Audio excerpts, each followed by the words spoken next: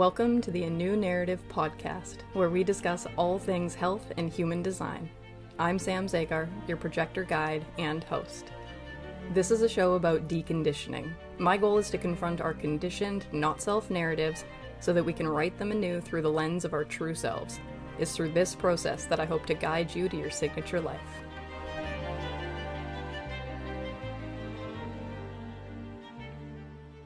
Okay, welcome back.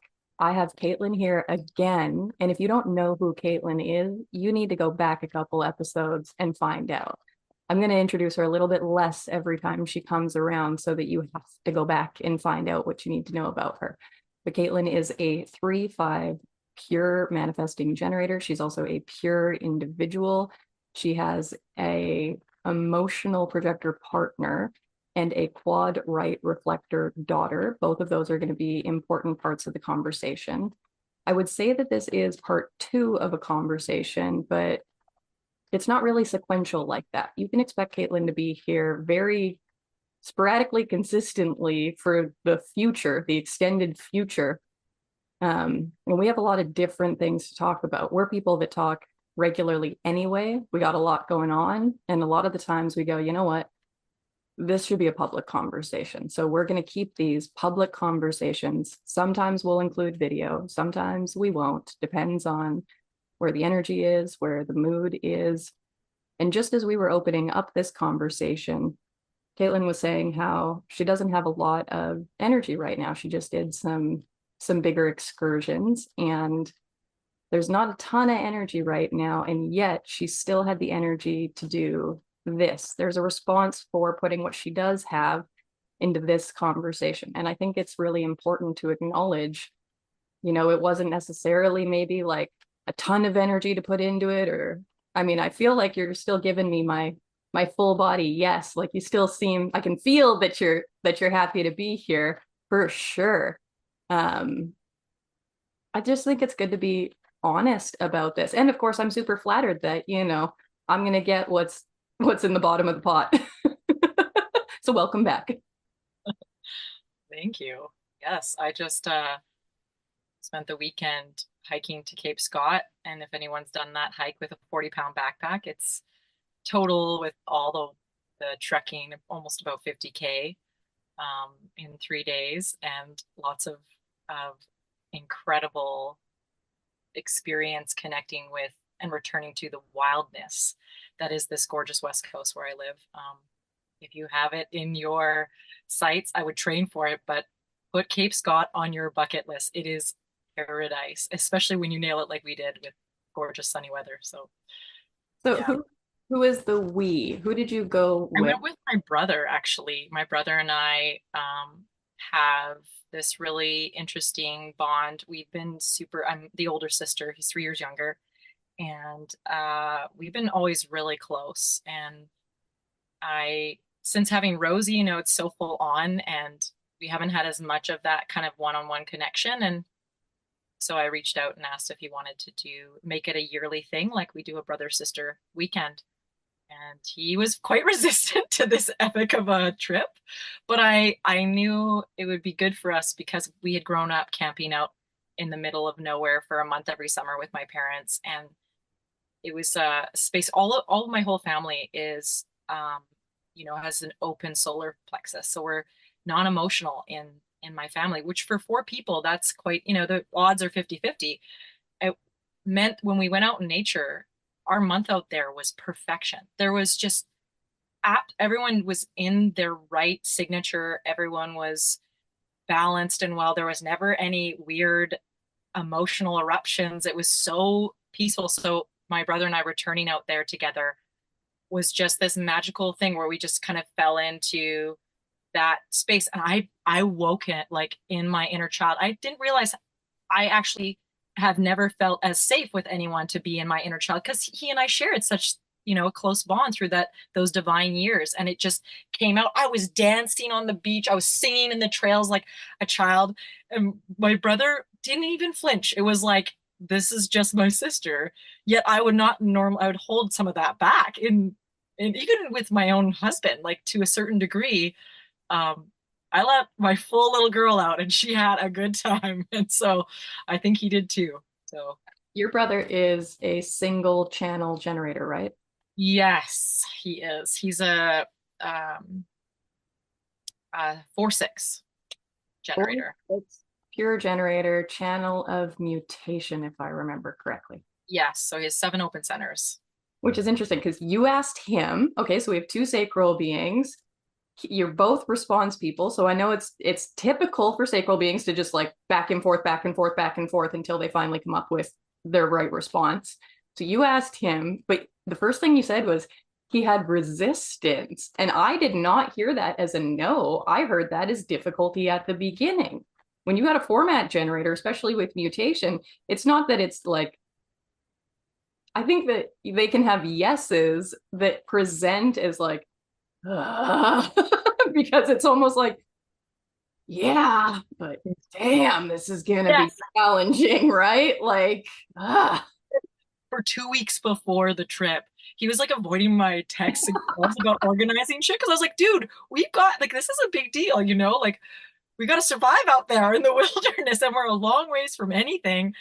You know, you're driving like 4 hours from civilization, 4.5 hours from civilization, and hiking a very long ways through pretty intense terrain. And so he was really interesting, but it was so funny because his soul knew it was a yes. And so as soon as Tuesday before the trip happened, he called me up. He's like, "Okay, what do we need? I'm in. It's full on. Let's do this." Like, because he just said that it was his like conditioning. It was all the comforts. It's what he knows. It's how he's in control. And my brother is very much a creature of habit. He loves like knowing and having the same things, and he's very, you know, like I'm the one in our relationship that has always been like bringing the adventure. I lived so many places and I've been like calling him up, come visit me here, come try it out, come experience it, you know?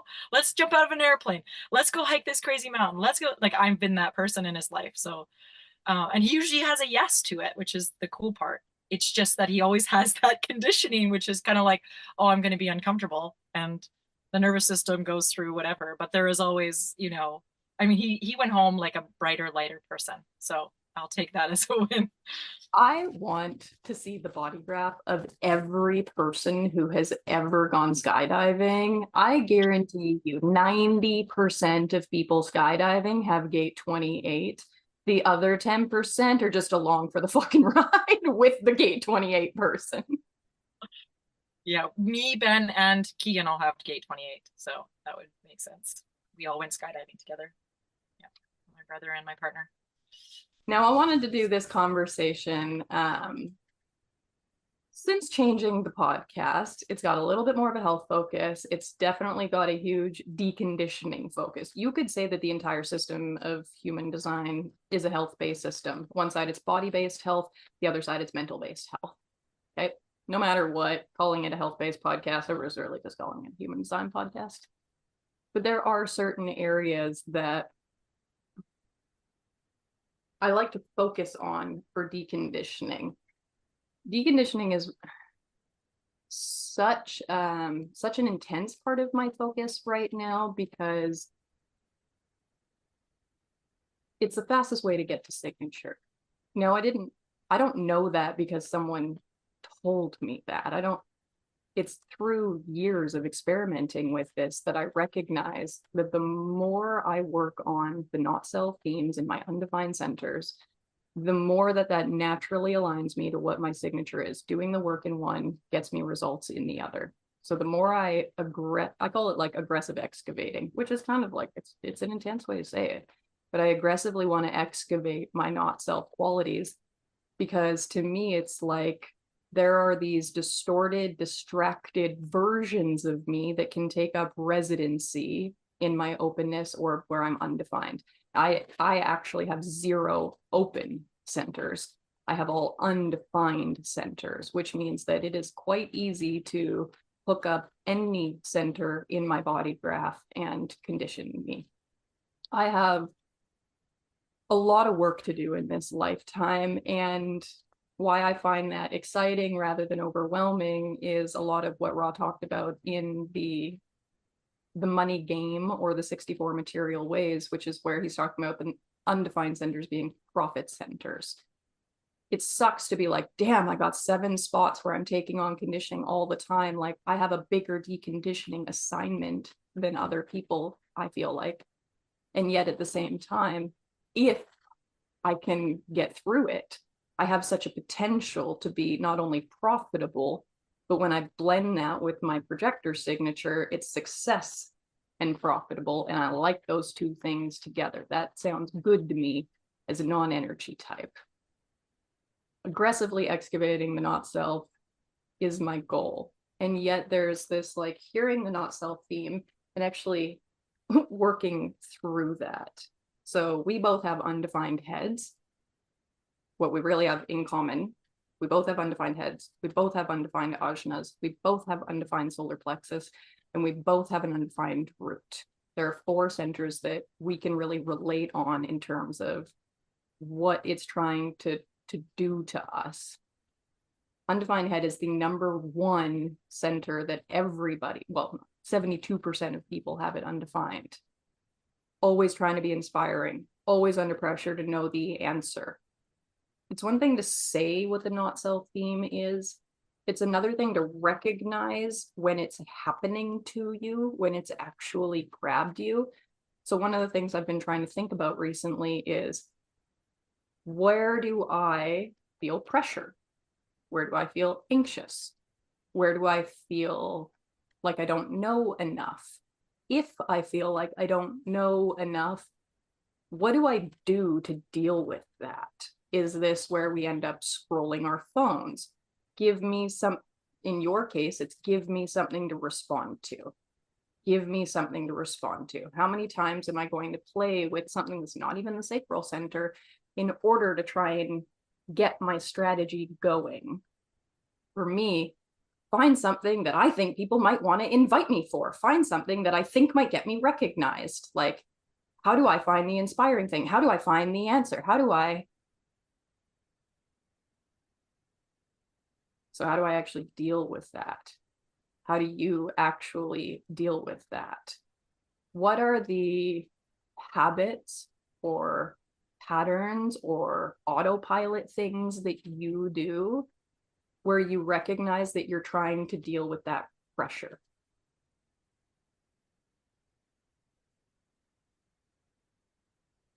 Well, I like the term exorcism sometimes instead of excavation, because there are some patterns that have roots beyond this lifetime, this form, that are linked to my lineage or linked to, I don't know, more than this experience.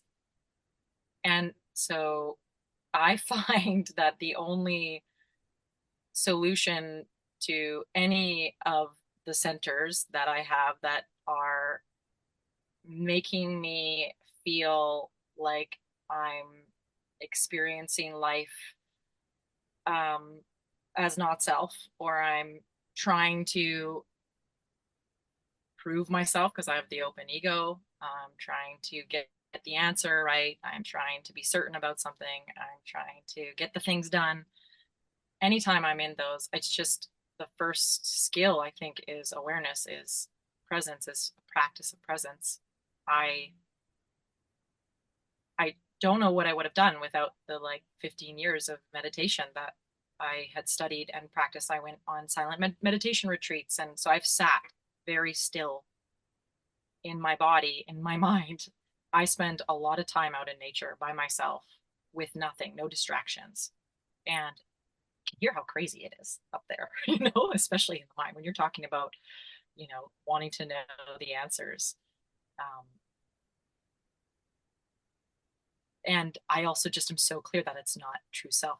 It's not real. It's all like fluttery. It's all sort of the moment I get just still, or now, just now, like I just receive life as it is. Now there, I notice, where do I settle on the bottom of that exhale? I don't settle up here. That's not where I live, right? I settle in this part of my body, in this lower part. And So the places where I constantly catch myself in that, I think parenting is one of the really challenging places where there's a lot of landmines for me because it's easy to compare myself. Social media doesn't help. The world has all these different conditionings around how we should parent and what that should look like. And um, I know every generation has its own versions of that even. And at the same time, the only thing that actually works is for me to be present with my daughter and to listen to the truth of my gut in the present moment and the way that my intuition interacts with my gut. And so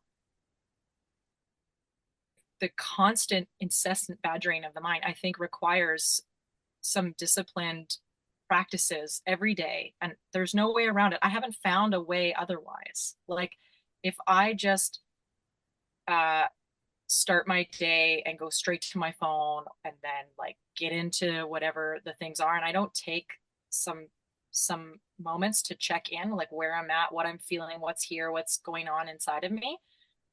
I mean, it's so quick to become not self and to make all these like decisions from those not self centers, you know? So, one of the things I love about mothering is, you know, you never get to escape the mirror. I have a reflector as well. So she's really good at showing me what's going on. And I feel like cold plunging has been transformative for me over the years. It's one of the ways that when I'm really in a state I can't get out of my head, you jump in the cold water, you go, oh, oh, and you ocean breath so truly into your body and you become alive.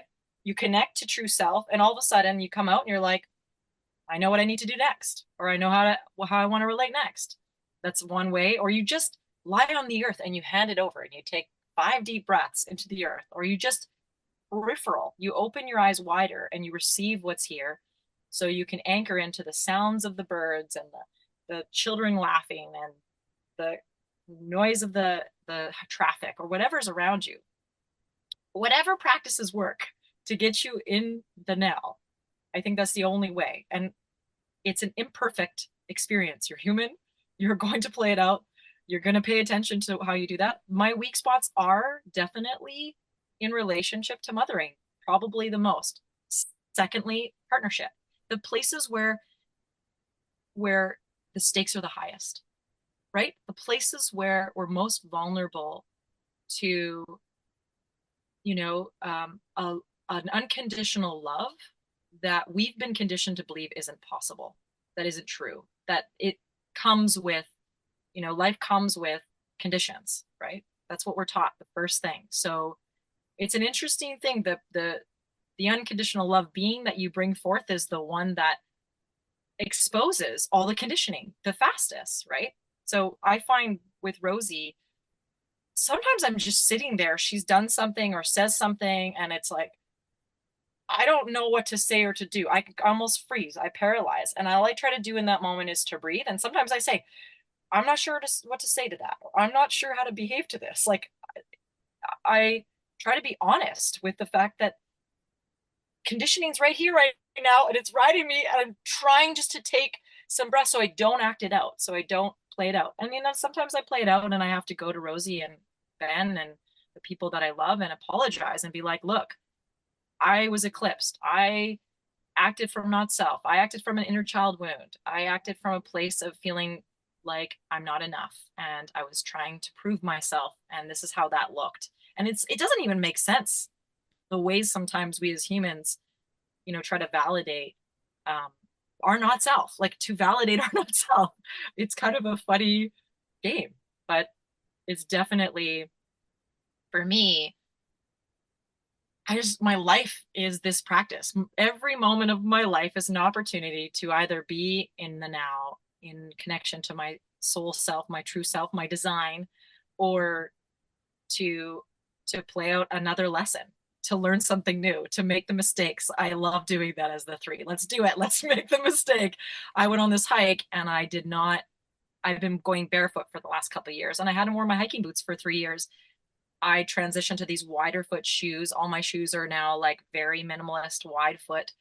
So my feet have changed, but I didn't try on the old hiking boots to make sure, oh, I wore these. I literally had to wear my Teva like strap sandals for half the hike and hiking through mud and muck. And I had, because I had these massive blisters from wearing these shoes. And the first thing both Ben and Ben's dad said to me was like, why didn't you try on your shoes before you left? Da, da, da, da. I'm like, hey, let me make my own mistakes. Yeah. I've got this figured out. I'll never make the mistake again. I don't need you telling me how to do it because I will make my own mistakes. Me sharing the experience in humor was not saying that I needed you to validate or to like punish me or to judge me or to whatever. I'm just like explaining what happened and I'm doing it with a smile on my face. So you can take that as, I've learned my lesson. Like, so it's an interesting thing to just practice being present with my nature and the ways that I'm going to experience the not self just as much as the true self. And instead of like being hard on myself when I'm not self, because actually I think we're here to do both equally, like shadow and light, like the good and the bad, the pain and the joy. That's why I love like a pleasure pain kind of practice. I love the cold therapy. People are like, "Oh, you're nuts. It's so uncomfortable." Yeah, exactly. But then I get better at being uncomfortable with my own shadow and I can sit with it longer and I can be with those parts of myself that, you know, are not in truth and are not behaving the way that I know I have the capacity to behave. And somehow as I open more and more, it diminishes the like the force that it has on my life. And I seem to gain more and more magic, maybe. I think something that probably feels good for any third line listening to us, and honestly, even if you're not a third line, we're not shame people. Like you and I are people that can easily explore things that we think that we may have done wrong or things that we know that we could do better next time. I don't like hiding, like, I don't, they're not even mistakes to me, right? Like, I don't like hiding when something didn't go as best as it possibly could have, because most of the time things don't go as well as they could have. And most of us want to learn how not to fuck it up again in the future. Even if you're not a third line, you want the tips of what other people have messed up so that you don't have to do it again. Somebody who's not a third line is going to remember to put on their hiking boots before they go on a walk next time just because you said that. I like that we can share. And for me, there's a big, big difference between like being okay with messing things up and having a bit of a messier learning process. That's one thing. We're not here saying play with wrong information, right? Like I am always going to be a source driven person. I care that the information is accurate. I want to know that I'm playing with the thing that I actually think that I'm playing with. I want to know that the toy I'm experimenting with is, in fact, that toy. I'm going to learn to dribble a basketball. You still have to give me a basketball, but I might be bad at it. I might learn how not to dribble the ball or whatever. I still need to know it's an actual basketball, though, right? I like that our process is something where somebody is going to go, it's like it's a little bit cringe, but then there's the value at the end. I love the moment where it's truly about like life is about experience. Life is about actually having a relationship to it. And the three is such a bold expression of that. At least if you ask anyone in that mirrors my life and me, like the people and family and friends, they'll tell you I am the the more bold, wilder one that just does crazy things and tries things without like almost getting any information beforehand. I just sort of when I know and it's a yes, I trust that and I follow it and it always works out, even if it's hard, even if it's uncomfortable.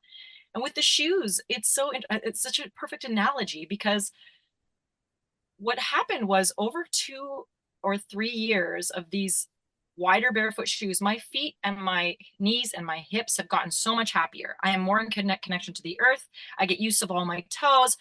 I've spent a lot more time barefoot because I've been living on a remote island for the last few years. And so I returned in a way to uh, a communication, an interaction through my body in every moment that I didn't realize my feet were in coffins. They were dying, and the whole connect chain in turn was dying, and it was losing connection. And I felt that loss. And in this process, when I put those effing boots on, I was like, how in the hell was I wearing those before? I did this hike 3 years ago when Rosie was 2 and I just finished breastfeeding. I did that same hike with those hiking boots, and I had no issues.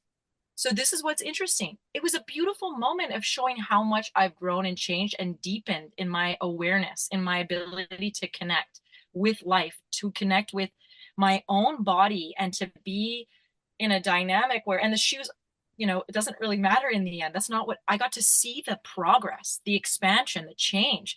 And so that's why I was so happy. It was like, it's interesting because, like you said, it's not a mistake. In turn, it actually was a celebration for me to be like, well, first of all, I feel bad even giving these shoes to anyone else. I'm now going to like spout from the rooftops, like, get rid of your crap shoes that are at all confining your feet. Let your feet go home. Like, let them come home to their spread and the earth and the truth. And watch what happens to your body. Watch what happens to connection to more than yourself and how you walk through your life. Literally, I walked through those trails differently because I had to wear my sandals, and it was much more considerate of the earth. It was much more in the present moment of ever. I could just crouch through the puddles and splash everywhere. I couldn't just like, have this sort of self-centered, ego righteous. I had to actually be in relationship. And there's something to be said about what that changes and what I'm taking in and how the details. I saw every slug. I never stepped on a single slug, like I saved all the slugs because I was aware in a way that again, it's so, I was so stoked about the shoe thing. Like, not a mistake, yo. Blisters Like, everywhere, but not a mistake.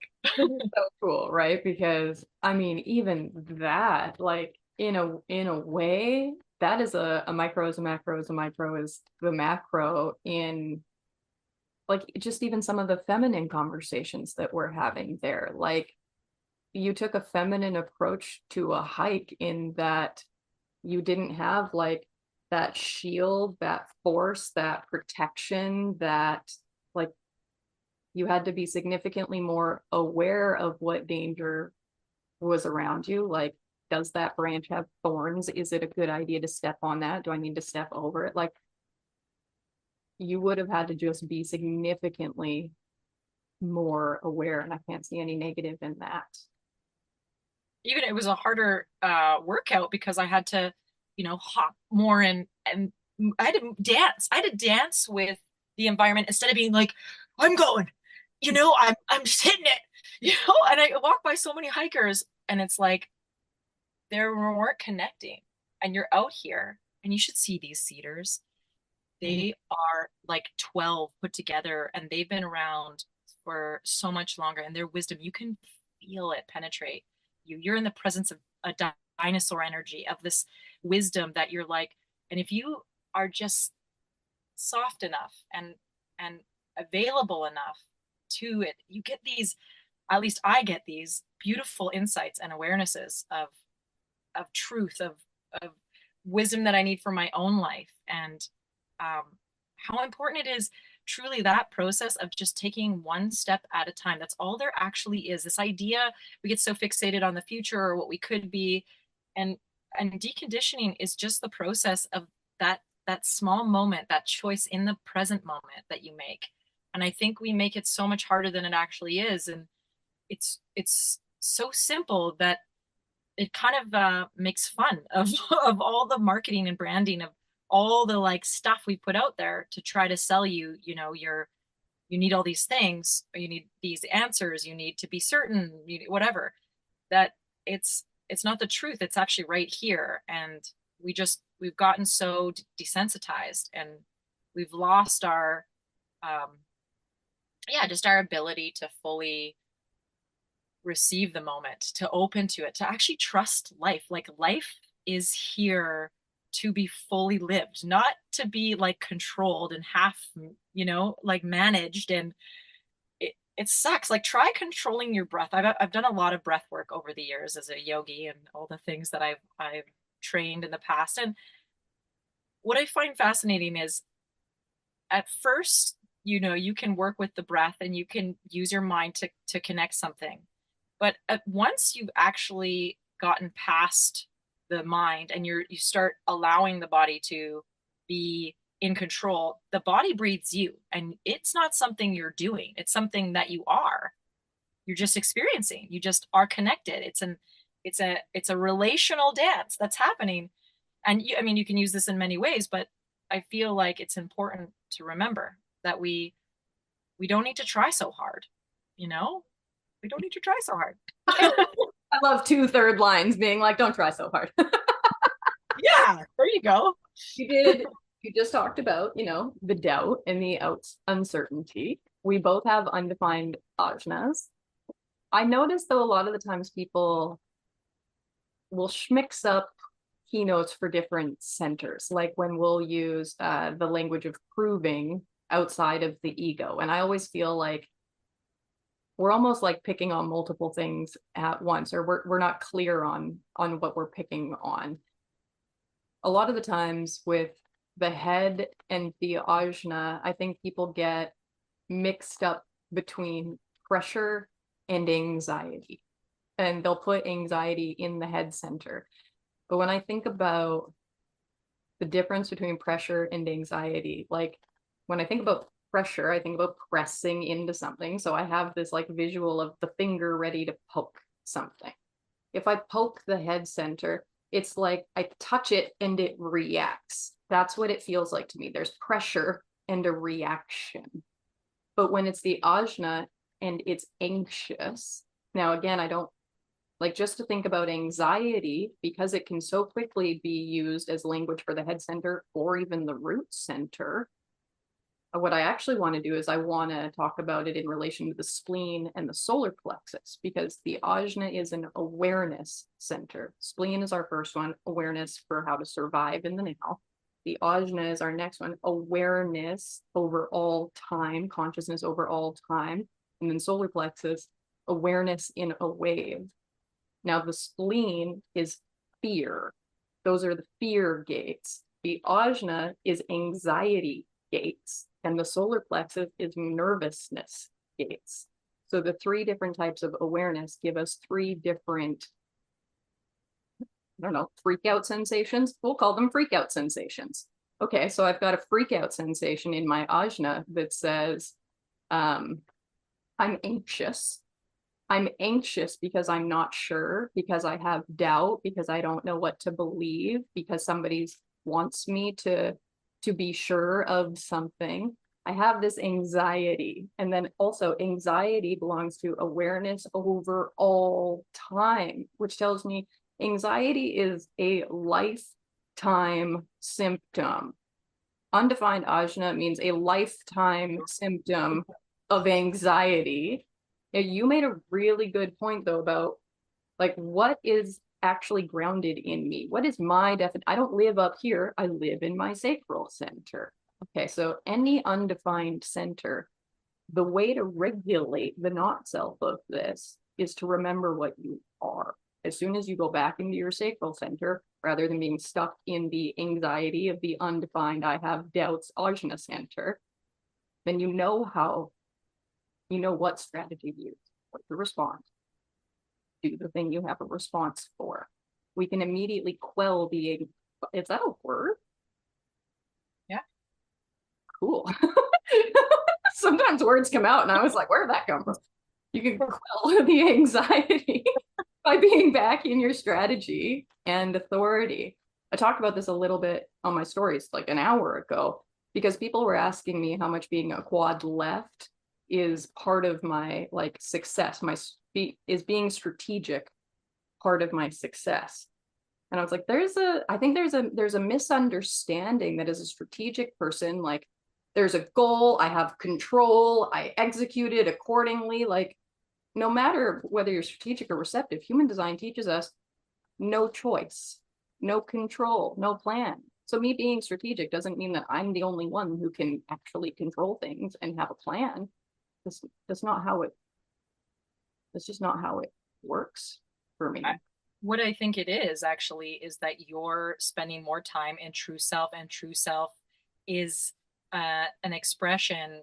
Then your life is a creation of, you know, of what you're passionate about, what you want to relate to. And this is obviously that, like what you have brought forth with your beautiful offerings and your amazing contributions to the human design conversation is because you spend more of your time in true self, and you're also aware when not self is then taking over, and you have some ways in which you find your way back and you tend to yourself. And I think that's all it requires. Like, actually, this idea that any of the aspects of our chart are like giving us a leg up over somebody else, that's so like what that's conditioning.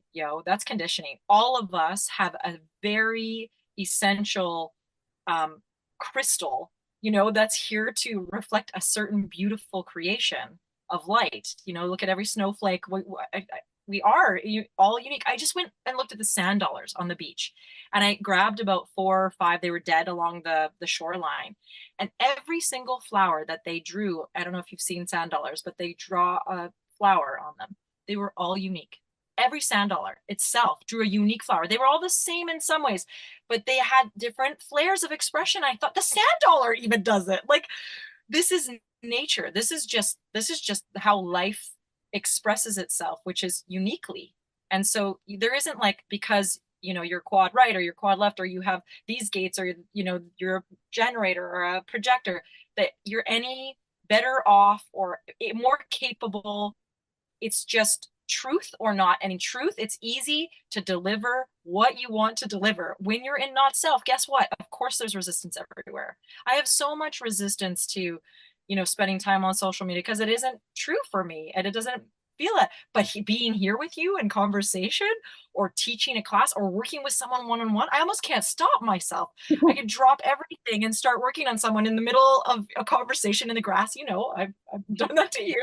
So it's not like, when we're in alignment, when we're in true self, it doesn't feel like you're working against anything. You're just in your own river. You're in your own flow. You're just like riding it, which is so hard, because then you have to let go of all this outer conditioning, all these ideas that say, you need to put this strategy in place. You need to implement these directions. And that's why there's a lot of, like, if you're going to follow human design truly, then guess what?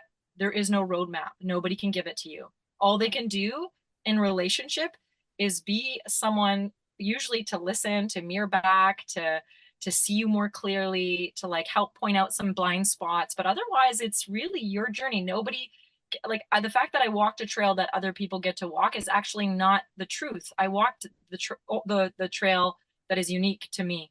Nobody else experienced it the same way. Nobody took in the certain details that I took in, right? It's, even though, say, sure, we took the same path out there, there's always going to be, like the sand dollar, that unique expression that comes through. And when you're in alignment, you can trust it all.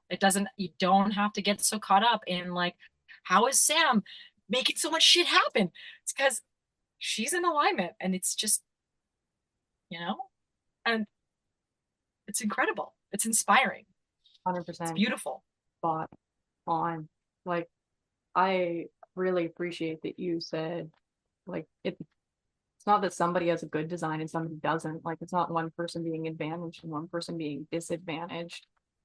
Um, One of my clients in their chat support, they were asking about the limitations. They were a little bummed out about limitations of their design. And it was like, is this a bad limitation that they were specifically asking about? And I said, there is no such thing as a bad limitation. All limitations are beautiful because they tell you where you don't have to try. You don't have to try and be that thing that you're not. I have a ton of limitations in my design. And I've heard that a lot of people come into human design And one of the first moments of exposure that they get is somebody talking about how there are limitations to the design, but the way that they perceive them is like a limiting belief. You know, people would look at their body graph and it would be like, well, this is just more conditioning about my limiting beliefs. And, you know, if you tell me I'm a non-energy type and I go, well, I'm not going to adopt that limiting belief. It's like whether I believe that I'm a non-energy type or not doesn't change whether or not I'm a non-energy type according to this design. There's a lot of mental gymnastics is a nice way to say it. Mental masturbation is a more memorable way to say it. There's a lot of ways that, you know, we're diddling our thoughts trying to change who we are, and it doesn't work that way. When I accept the limitation that I'm not an energy type, it's so beautiful because that's not actually a negative limitation for me. That's knowing how to fucking excel within my role. I don't have to try and be all of these things that I'm not. I can surrender to what I am and master that element of myself. I think you just said right there that like a belief is a mental framework that we embody, right? And beliefs actually emerge as fascial patterns in the body. If I work with someone, I'm looking for the pattern that they've taken on in their body, and I know that that's a belief, right? Everything's a story in the body. The beliefs come from, you know, are imprinted in the womb in our DNA. They come from the experiences of our childhood, and then of course they come from the cultural conditioning.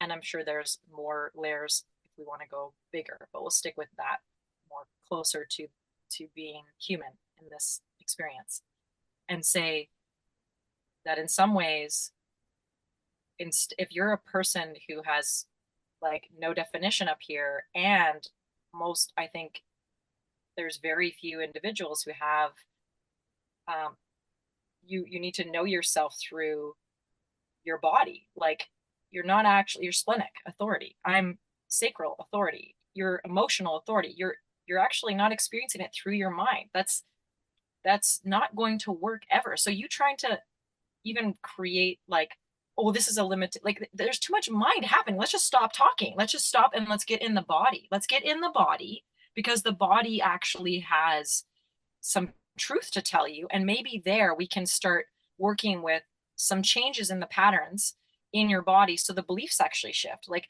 maybe if I stop, holding posturing because I want to be enough, because I want to prove I'm significant, especially as a woman in a world where we're, feminists and we can do everything. We're posturing all the time. Like maybe if I work some of that tension pattern out, I start to breathe into my heart. I start to trust again and love the vulnerable aspects of myself. Maybe all that shifts. And I don't even need to tell myself, I'm enough, because that doesn't actually work. Right. So there's an interesting thing with that conversation. I would say the moment we're having that conversation, we're not in the truth. Right. Let's come back to the body. Let's come back to embodiment. Come back to here now and see when we land in this, what wants to be expressed, what wants to be shared, shadow or light, but what wants to be expressed. Right. I feel like, okay, so anywhere we're undefined, this is our place of wisdom. We're going, quote unquote, to school here. You and I are going to school in some similar centers, 4 centers. We're both, you know, we're roomies in college for a couple of classes. Love it. However, you are more advanced than I am in certain centers, and that is evident in the fact that you've done work on me, to me, with me, and I can feel that deconditioning has happened. I can feel that I'm not reacting to the same stories inside myself. And that's allowing me to have more awareness and change my habits, change my behavior that becomes a habit, etc. I know for a fact that the most effective, or the center that got the most benefit from the work with you was solar plexus, because I do believe that, truth and confrontation, the need for truth and confrontation, or avoiding truth and confrontation, for the most part, this is talking about in communion with others. It's a communion conversation. However, you can't confront others in communion if you haven't confronted yourself first. There's a foundational element. Unless I go, holy shit, I'm avoiding my truth in confrontation, which is a confrontation with myself first, I'm not going to have truth in confrontation with others, because I wouldn't even acknowledge it in me, or that I wasn't doing it. So there's the part of acknowledging myself and doing the work there. I feel like you helped me confront myself. Really, you helped me recognize where I was. It's not even that I was turning a blind eye. I didn't know it was a blind eye. Like, I'm not the kind of person who sees the problem and then plasters all over it to pretend it's not there. I like to deal with my problems, literally just because I find an easy life is a little too boring. Like, that's got to be a third line thing. I like to deal with my shit. I like to try it again. But I lacked a lot of awareness on where to start or what even needed to be done. And so when you really called out my voice and where I was holding back, not speaking my truth, that's an avoidance of truth and confrontation. I felt like you were the first person who, like, identified it so accurately, but didn't try to get me to change it by challenging me. And we've talked about this in the sense that I historically, especially my romantic relationships, have tried to challenge people into growth. And that sucks. I don't want to be doing that. I can see how a lot of that is because people have been challenging me into my growth. That's my experience of it. So then I turn around and I attempt to replicate that with other people. Now that I have the awareness of that, I can get better about not doing that.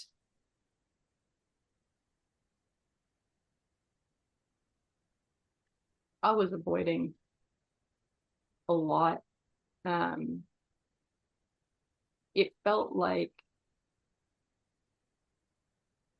you brought compassion into the awareness. Like, you made it okay that I didn't know about it yet and that I hadn't fixed it yet.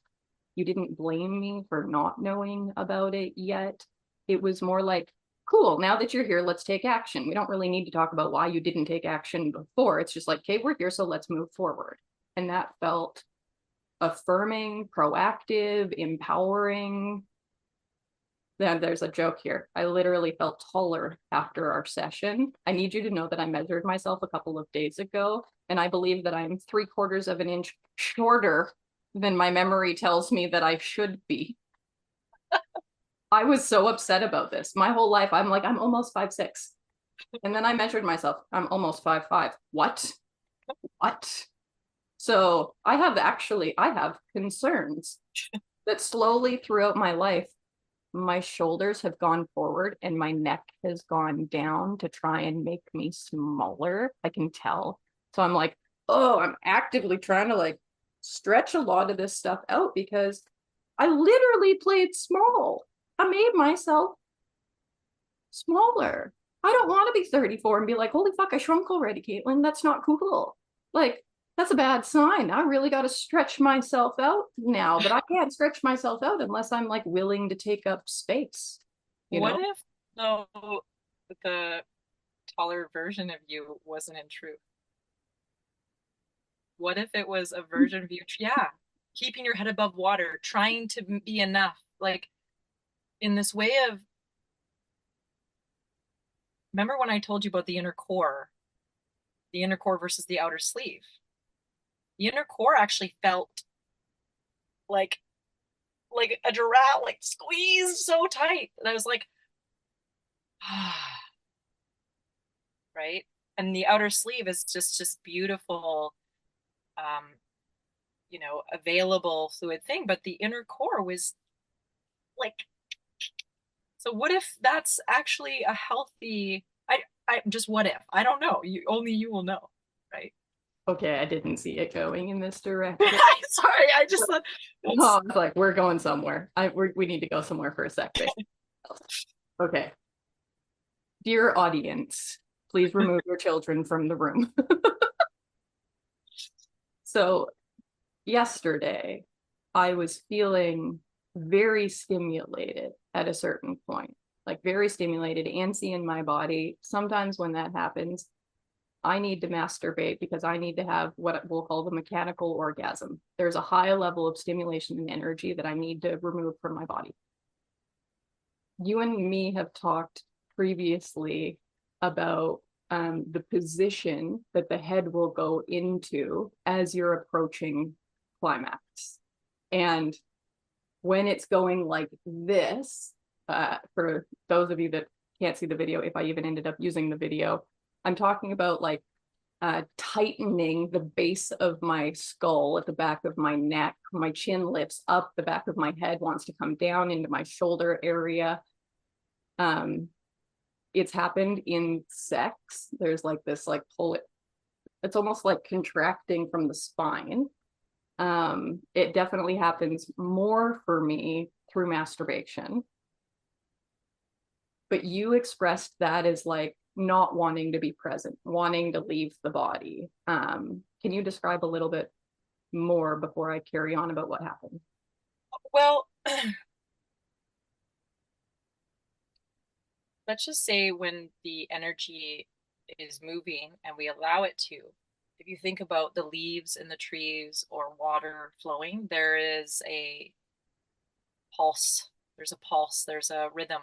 And anytime we get into a stuck position, especially at the moment where we're actually in hopefully a process of the most beautiful surrender that's possible, to pleasure as well. So the nervous system has to be able to hold uh, pleasure and allow it into all parts. And all that says is that pleasure is getting to a certain point and the nervous system is having a bit of resistance to it. Then that startle response, it's not to say when I'm in flow with the movement of pleasure in my body, there is an undulation that's happening. So that wave is taking place. It's when the wave gets stuck, that means I'm cutting off part of the flow, right, at a certain point because I've hit my kind of set point in the nervous system of what I can hold at this point, or what I will allow in this moment based on, and especially when you're by yourself, I mean, you don't have the beautiful feedback of someone to maybe like contain or support. But it is a moment to just become aware of and observe and have that awareness so that maybe each time there can be a little more surrender, a little more space, a little more allowing of what wants to take shape. Because again, it's not bad. Like there isn't a right or a wrong way to have expression. That I really want to be careful with this because it's normal in each phase to, like, if you think about a baby going through the development, it's not bad that they can't walk when they're learning to creep and then they learn to crawl. Like each stage is important and each stage is valuable. So there isn't like, just be mindful of the way that the sabotaging mind can diminish or sort of put down or say you're lesser than or whatever. Just hold that with a grain of salt and be curious about what the threshold is, what that spot is where you reach pleasure in the body and it's like too much pleasure because I need so much pain or harm or whatever. And when you were sharing about the very masculine quality of challenge, the masculine to grow needs challenge, the feminine needs praise and pleasure. So I grew up like you. I was with the cultural conditioning, which is very much a masculine design. But on top of it, I had a brother and I was in karate by the time I was 9, and all boys, all men, all the time. And I became, a very competitive athlete in that world, and I only learned to know myself through challenge. And I brought that to my work. You ask any of my students from before Rosie what kind of teacher I was, I challenged the shit out of my students. And to all of you students out there, good on you. Good on you. Because it's important. We have the inner masculine. It needs to be challenged. Just like it's not all praise and pleasure, right? That's the interesting dance we're all doing. However, if it's the only way in which we know how to grow or we know how to be in relationship to ourselves, and we can see this in how we work. Our work is a relationship of challenging ourselves, and that's why it gets really gritty. And as a woman, especially since motherhood and having to surrender so fully to that process, I see I can't be in that old dynamic with myself anymore. It doesn't even work.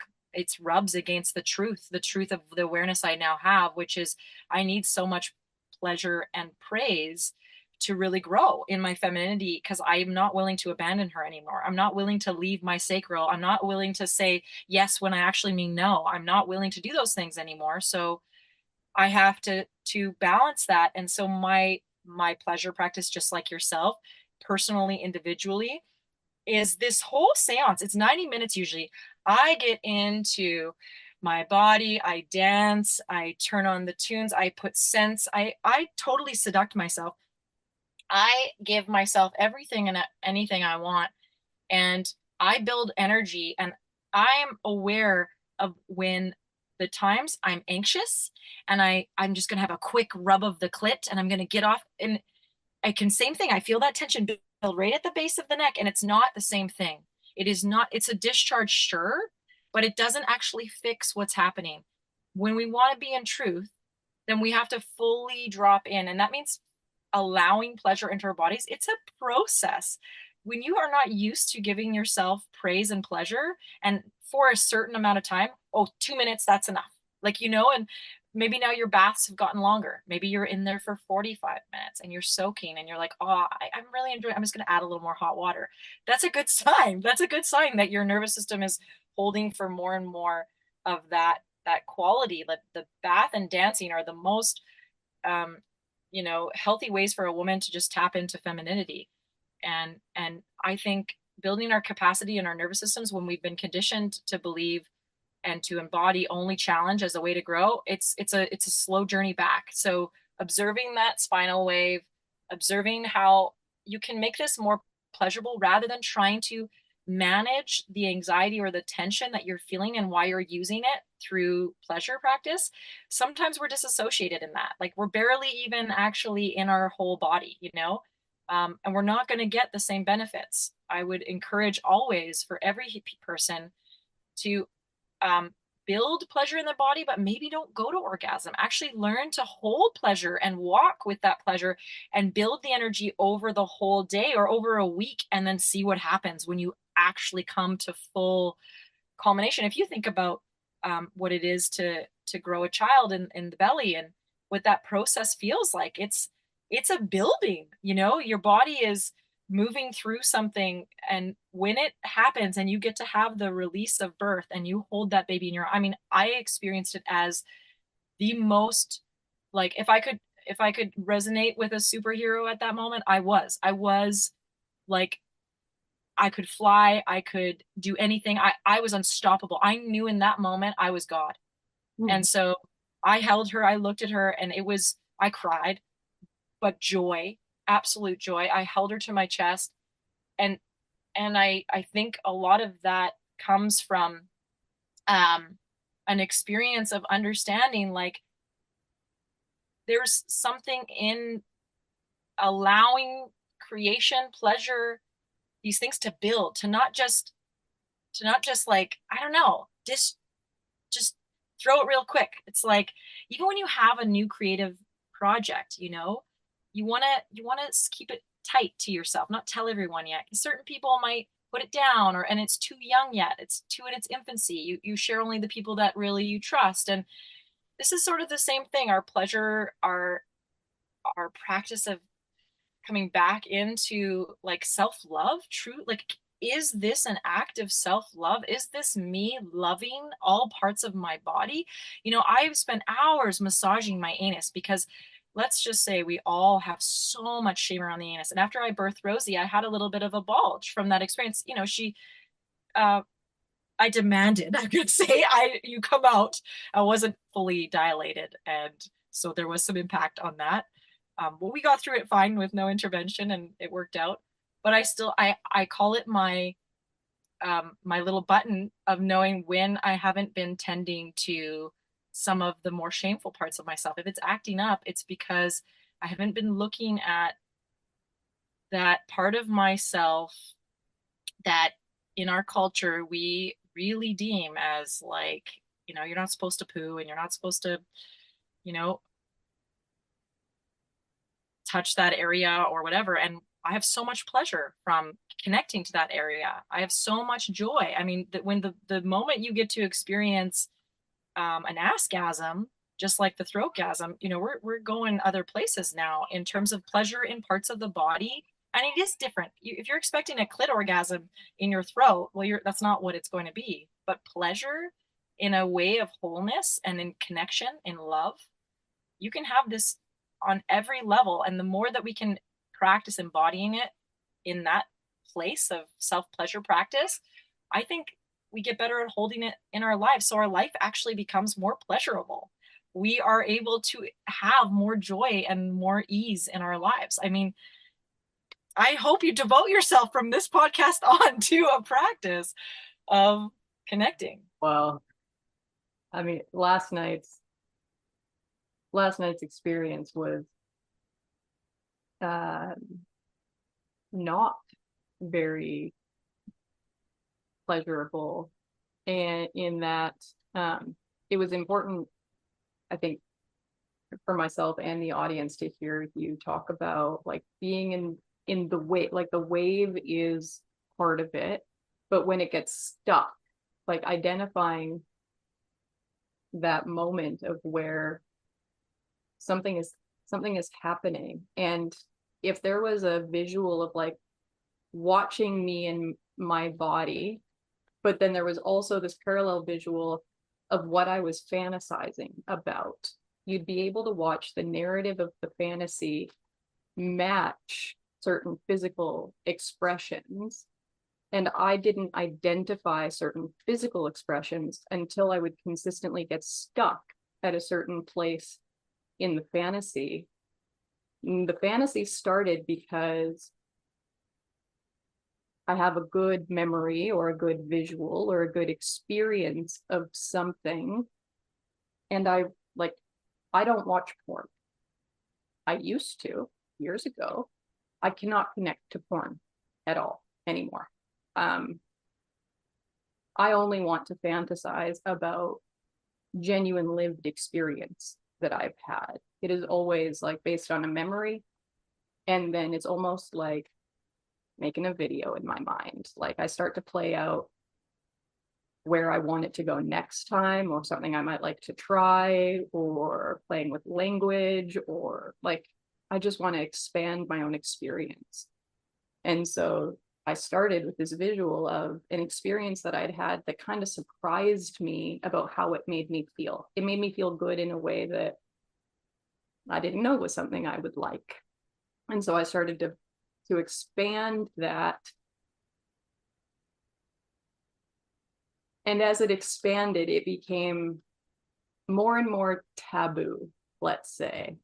It became more and more like, whoa, this is still turning me on. I don't know how to feel about the fact that this is turning me on. And as I would start to be like, whoa, this is turning me on, that's where I'd start to notice the little ball of pain right at the base of my neck. Because by the time I would notice it, truly, I was doing this without actually realizing it. Like the level of, like, you use the word exorcism already here. I look like a girl possessed. Yeah. And there was a moment when it hurt so bad that I stopped touching myself, put my head down the other way. And the migraine that was waiting for me when I paused was immediately nauseating. It took everything I had not to fall down, start crying, deep breathe, and puke. And as soon as I felt that, I started thinking about you, truthfully.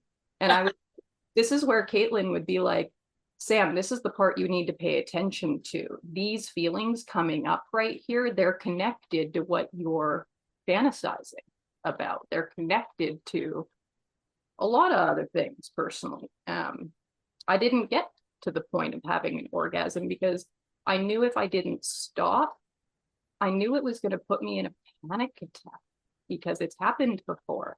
I've had panic attacks from flexing too much while masturbating. And it's because I really am like, when I opened my eyes, it took me a minute to register, like, Sam, you're in your house, right? Because I was so deep into that fantasy spot. Like, I literally was like trying to dig down into this, like, it was like I was digging into dark parts of my inner cells and trying to pull something up to the surface. But I really, you could tell I didn't want to bring it up to the surface. I don't know how to deal with what's in there. I don't know. The word taboo was a nice way to say shame. So there's stuff in there to confront. That's Well, I mean, that playground, and I'll call it a playground, but it also is, you know, probably one of the most vulnerable spaces that we have to work with in this human experience is, I mean, in order for you to experience the wholeness of your human body, parts of your mental identity and framework have to die in that moment. And what's happening is you're coming up against that resistance, and the mind is actually saying no. When the body is trying to open, open to something new, right? Open to something that you decided somewhere along the way was bad or wrong or a shouldn't, or and it was conditioned and programmed and all these things. Like, it's everywhere. The reason why you don't resonate with porn is because it's actually completely disassociated and disconnected sex. So there might be pleasure, but it's not with connection. If we don't have pleasure without connection, fantasy is an interesting thing because, our imaginations are an important part of our creation. So we need to allow for a little bit of play there. It's never a bad thing it's not necessarily that you're disassociating or any of these things. However, also at the same time, we eventually need to leave the fantasy and actually experience it in the now, which means we can't separate ourselves anymore. We have to fully open to what wants to be felt, what wants to be experienced, what wants to be explored. I know with my partner, as we've touched certain milestones along the way, one in particular that was so challenging for me, I've shared this with you, but it has transformed my life, is that I don't give him a blowjob. He deep throats. He gives me his cock and he is in absolute control and I fully surrender. That switch has been everything. And this is an area that for me took a year of practice and regular practice to get to throatgasm where and then I have a whole body orgasm from it now. And it has changed. I have disease has come out, like I've shared with you. It's not as simple like this process. It's titrating the nervous system, the body, to experience more of its own truth. And because we were so conditioned to be like this thing we're not, to be inauthentic, like just to have attachment with our parents at the earliest age. You talk about it through food as the first conditioning thing. And I think also with sleep, right? Like my mom put me in a crib down the hall the first night I come home after being in her belly, and she's an amazing mom. My mom didn't do anything wrong, but that was just what she was conditioned to believe is okay. And you go against your own truth and intuition as a mom. Like, these things are in our bodies now, and there is no way around them. You can't bypass them using fantasy. You can't stay up in the head and think it's going to be these things. You're going to have to actually experience the brutality. You know how many times I have broken down sobbing in these sessions? I have grandmothers speak through me, actually take over my body, and my voice changes, and I'm talking from this old woman to my husband, and he's so good at holding everything. I mean, the guy is incredible. The fact that he's not like, this is Looney Spoons. It's multidimensional. If you're wanting the full truth of your potential, of the ability that it is we create humans, I mean, you're also then going to have to be with the full aspects of our shadow and shame and all the parts we've exiled, and all that, they're all going to come up there, and none of it is bad or wrong. Like you said, the compassion, that is the peace. Like, if we can hold that for ourselves and each other, and we can be more considerate. I see it so much in the relating out in the world and online. We're not holding enough compassion for not knowing actually what that person has walked, or what where they are at in their journey, and where they're sharing from. And we're taking everything so personally, and we're arguing all in the mind. We're disconnecting from the truth of an experience that someone's having, whether it happened 20 years ago, 30 years ago, whatever. Doesn't matter. In that moment, that person believes it's real. And so holding compassion so that they can actually touch it, so that they maybe actually can release it, can stop uh, hiding it and keeping it in as disease, or like you said, pain in the body. I mean, this is what this work is for. This is why we're here. And human design gives us such a beautiful opportunity to better, I think, acknowledge what is truth and what isn't.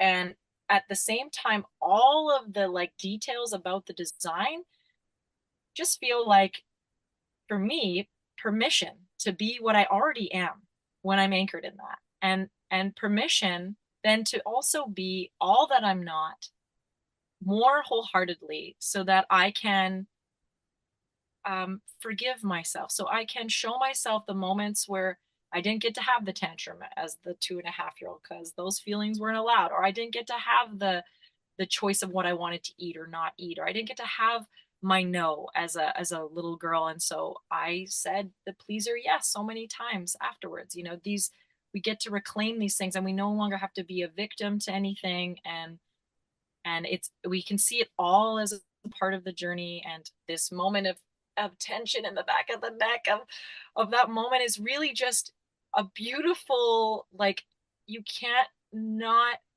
like, your migraine, that all that, there's no way you can avoid it now, can you? Like, what a gift from your body to say, it's time, you're ready, it's time for you to awaken, it's time for you to heal this, it's time for you to free yourself from whatever the bondage you have. It's time for you to, to orgy, or to threesome, or whatever the things are you want to experience. I mean, all of it is welcome, but as long as connection is present. If connection isn't present, and connection is something in the heart, right? It's something in the body. It's something not using this crazy over, like, inflated mind that we have trained in school for years, sitting in desks. Ignore your body, sit even though you're wiggling and you wanted to just go pee, or whatever the thing was. Like, we have to return to our hearts, to our bodies, to our truth, and meet each other in those spaces, and hold for each other when all that not self is going to come forth, because it will. In that space, you cannot hide. You cannot hide. So get ready. Like, see it as just like that trail hike I started this with. I mean, it pissed rain in the beginning. I was hiking through mud. I have blisters everywhere. At the end, I could barely walk. I had diarrhea on the drive home. Like, it's not all, but then I was also dancing on the beach in the sunshine, sparkling, having the greatest laughs with my brother. I had such an incredible time. I got to hear that, like, life is that full if you're willing. Life is that rainbow of experience, and I think we've really narrowed ourselves, and that's why we're miserable and we suffer. These are excellent conversations. Because we could have thought, we could have just been like, so the undefined solar plexus is truth and confrontation. Right? It's like, Yeah, but it's so much more fun to integrate that conversation by talking about how we're, stuck in a position attempting to orgasm. Like when we're looking at sex, so much emphasis is put on on the sacral center as being where we have the fertile regenerative energy. That's procreative sexual energy that lives in the sacral center. Intimate communal sexual energy, that's solar plexus. Like there are different types of sexual expression depending on which center that you're in. So if you're looking at, truth and confrontation, if you attach intimacy as a huge thematic to that, not just sex, not procreative sex, but sex that leads to communion, connection, vulnerability, honesty, like the solar plexus, that's what it's talking about. Gate 36 is the gate of sexual crisis. It's mirror, in the spleen, gate 48. That's like, oh no, I don't know enough. I'm insecure about the depth of my intelligence. Gate 36 in the solar plexus is insecure about its sexual experiences. Like it needs to have crisis in order to mature, in order to develop, in order to go through the communion. I love having a real life deconditioning conversation because yeah, there's the explanation, right? But then there's how do you actually live that? How do you play with that? How do you experiment with that? How do you embody that? What are the issues? And I got a lot of stuff to work through with an undefined solar plexus. And as much as I've Sam, made Sam, we all do. So don't even like anyone that is pretending that they don't, like, that's why we're here. You just told me this is the life, like, school. yeah, So, and the beautiful part that I think you shared with me, the solar plexus is kind of the dominant center, right? Like you're either an emotional authority or you're something else. So if we're going to say that that's true, then why wouldn't that truth and confrontation always be there, always as the first most important gate of experience? Because if that's what's dominating how humans are moving through decisions in the world and how we are interacting, of course it's going to happen in in our in our sexual relationships, in our pleasure and all these things. And we need to become, I think, because I was an undefined solar plexus and I suffered a lot from feeling so much of everyone around me. All I wanted to do was help people feel better because I knew by myself from those camping trips of going out in the middle of nowhere how good I could feel. mm-hmm. And I thought everyone deserves to feel this. And so I think what's so cool is truth and confrontation. Um, it's it's the bedrock of everything that the rest of it stands on. And so you can't, whether you're defined or you're undefined, we're all experiencing life first through this place of what is it actually to, like, we think about what emotion is or feeling is, it's energy in motion or not, right? You're having an energy experience of your body. Is it in flow, in motion or not? And it's getting stuck. Okay, what's it getting stuck on? Right? There's something there. I mean, I'm just pondering these things right now as we're talking because I love the way you weave human design, and maybe you have some more insights coming up. I'd love to hear them, but I just feel like it's such a, you can't nobody can escape this aspect. I mean, we can't escape all of the design, but this is what we're entering. This is the time we're in. This is the awakening. This is why every conversation in social media now is on trauma and wounds and your feelings and like how to parent better with the feelings. And like it's everywhere because we're awakening together. Isn't that beautiful? Isn't that beautiful? So let's be honest about that. Nobody is further along or farther behind.